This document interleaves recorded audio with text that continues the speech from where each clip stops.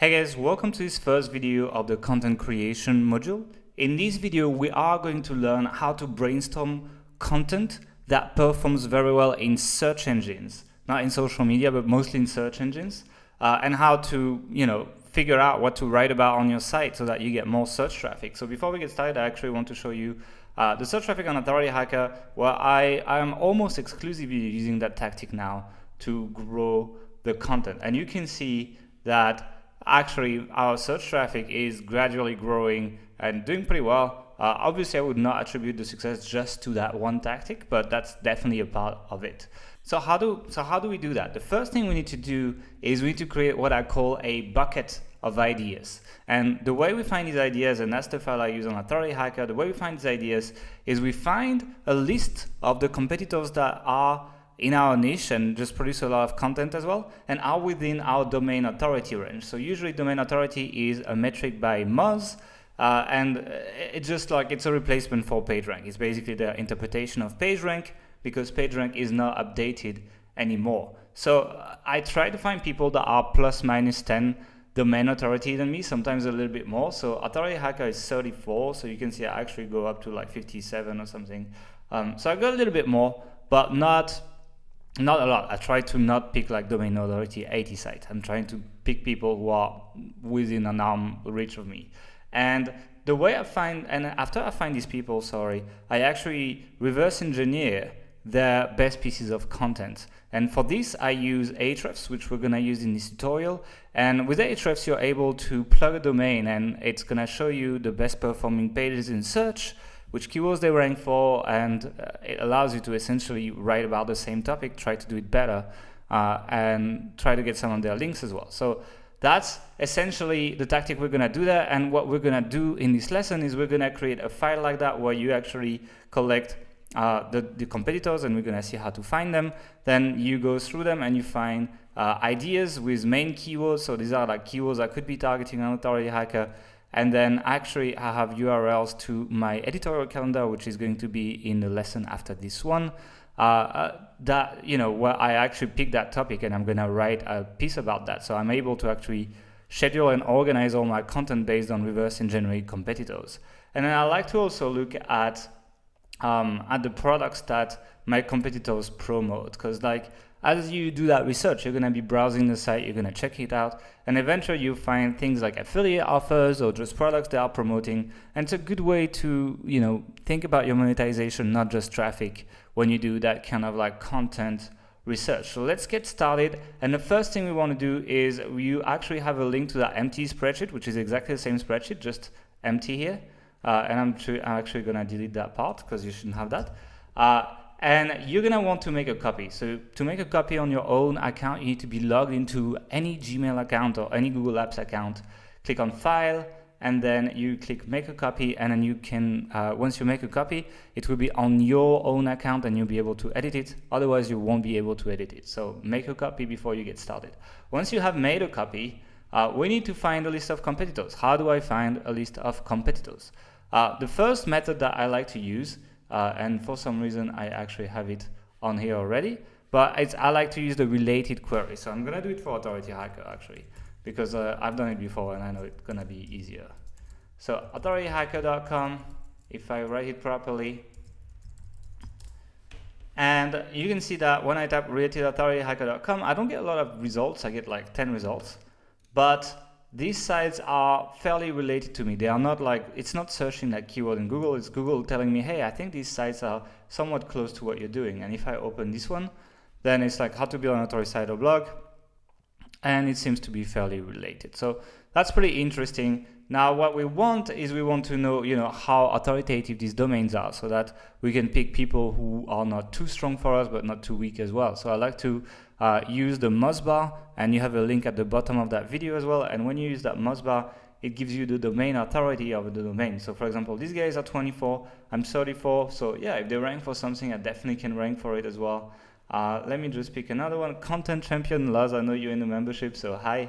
Content Champion is domain authority 32, so it's a pretty good one to look at as well. And Clamber seems pretty good as well, domain authority 26. Domain authority 38, so a little bit more than us. and also I think a blog. So if I look at this site, this is about authority sites. This one is like an interview of Brian Dean about building authority sites, but Content Champion in general is about that.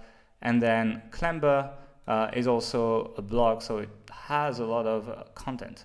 So that's perfect. So I definitely want these 3 into my competitors list. So what I would do is I would grab them and go in my spreadsheet and put them here, and then check the domain authority as well. So domain authority here is 24. Then Content Champion is 32. It's not that difficult. And Clamber is 38. All within my reach because I'm 34, I think. So that's perfect. Now, that might be just it when you're doing your related search. And so what you can do is you can actually take these domains and do the same thing with them. So you can just do related Clamber, and you can see that I'm getting a bunch of other domains, but some of them are really strong. 72, 81. That's a little too strong for me. 56, I could start looking at it maybe. So point blank SEO is a pretty good. Linkful, that looks interesting, that kind of stuff. So it's pretty easy for you to just scan through and find these sites using the related query. Now, if that's not enough, if you are not able to find enough competitors, what I like to do is I like to use this related plugin in Chrome that allows me to find quote-unquote similar pages to this page. And it's a little bit similar, but you will get slightly different results. So for example, Link Assistant seems interesting. I have no idea what their domain authority is, but I know they produce a bunch of content. SEO Power is pretty strong, so yeah, domain authority 71. That's a little too much. So let's get back to Clamber, and you would be probably able to find some of these, although this extension tends to find a little bit stronger domains. It's these big authority sites, but point blank is 56. I think I could take it if I created better content, and actually I took them on the Bustream review. So yeah, I think I could definitely put point blank SEO into my list. And then when I add them, I can then do another search for them, etc. So I could keep going all the way. Now, since I said earlier, we're going to use Ahrefs. And Ahrefs is not a cheap tool. Ahrefs, in the version that we need to use for this tutorial, it costs $174 per month, I think. Anyway, it's not cheap. But the thing is, it's absolutely needed. And if you're going to spend a lot of time on preparing your content, and it's going to cost you a lot of time and money anyway, time or money, you definitely want to have the right information out there, and this tutorial allows you to do that. So if you are really tight on budget and this is expensive, I recommend you either share the subscription with someone, or you just brainstorm content for a whole year and just buy 1 month and then just cut it. But you will absolutely need Ahrefs for this tutorial, and there is many ways to get it without having to pay the full price yourself. Try to make friends, maybe ask on the Facebook group as well. There is many ways to do that. So anyway, if you put your domain in Ahrefs, which you can, it actually shows you a bunch of competitors as well. So you are actually able to look at, something like this, like Income Diary looks like someone I should definitely look at. Domain authority 60 is a little bit strong, but maybe something like authority website income would be a good one. John Haver, domain authority 35, that's perfect. I could definitely add it. And once I find another competitor, I can run my related searches, etc. as well. So I could just keep adding stuff. And I would recommend that you get up to 30 to 50 domains in there. You really want quite a bit so that you can run a lot of research, especially if you're going to be brainstorming an entire year of content. Obviously, depending on how often you post, that could be, that could be 50 pieces of content if you post once a week, or that could be, 200 if you post 4 a week. So it really depends. But I would recommend you get 30 to 50 inside that competitors list. So I'm not going to do 30 to 50 here because that would be very long, and that video is already pretty long, and we have a lot of stuff to do still. So once we have a list of competitors, and obviously I only have 5 here, but you should probably spend a few hours building a list of 30 to 50, as I said earlier.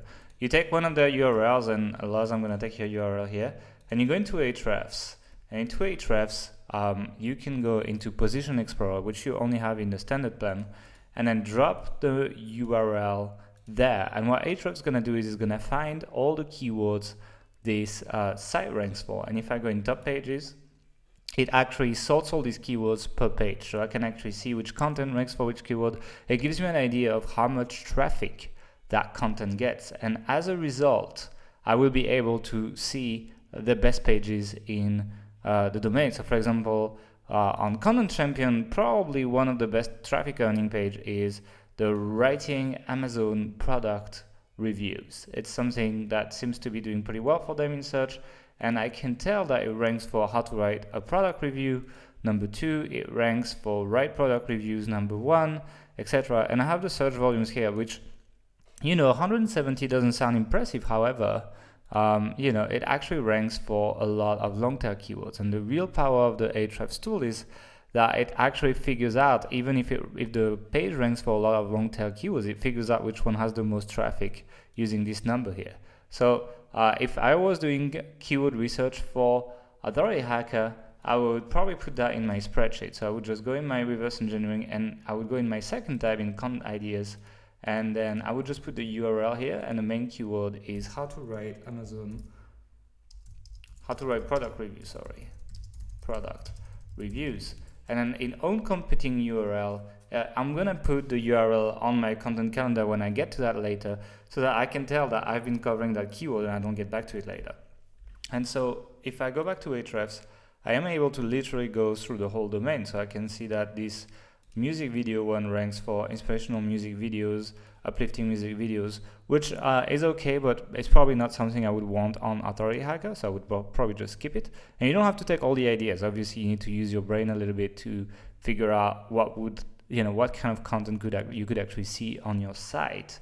Building authority sites, though, is an interesting one. So it ranks for authority sites number 5, but actually, in my case, I'm pretty sure we rank up there. We're in rank number 2, so there would be no point for us going after that keyword.